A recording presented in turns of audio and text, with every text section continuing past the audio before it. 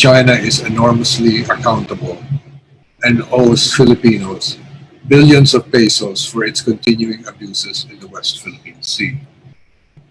More than half of our country's 110 million Filipinos live in coastal communities relying on marine resources for their daily needs. And as highlighted by former Supreme Court Justice Antonio Carpio and Senator Rizal,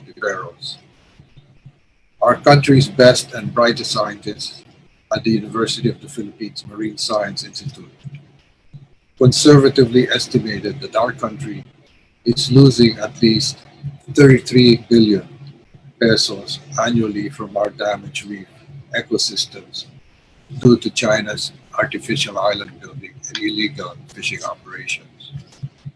This sums up to more than 231 billion since the start of 2014. China refuses to pay its debt to the Filipino people. How will we make China pay? It is time for Filipinos to unite and demand what is due from China.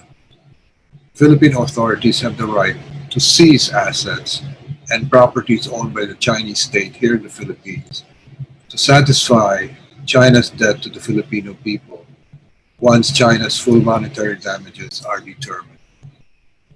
Included in these possible assets are the Chinese government's interest in the national grid of the Philippines and China Telecom as the third telco in our country. China can be held accountable here in our country, and our Philippine government needs to stand up for our legitimate rights. It is also time for us to protect ourselves from China's continuing predatory and abusive practices.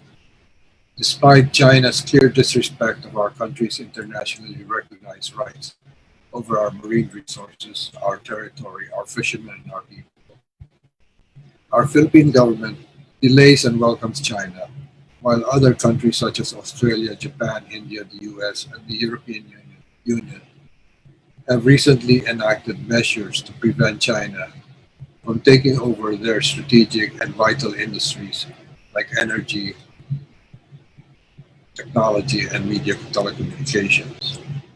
After the economic contraction brought by the COVID-19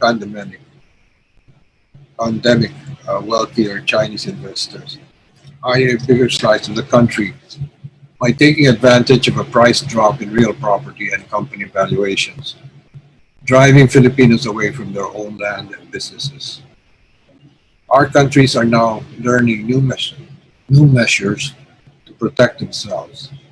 Since the 1980s, China has been seizing parts of the West Philippine Sea from Filipinos like Subi Reef, Mischief Reef, and Scarborough Shoal. These reefs and shoals are irreplaceable and have immense economic and strategic value to generations of Filipinos. The question we should ask, when are we and our Philippine government truly going to stand up for our legitimate and basic rights?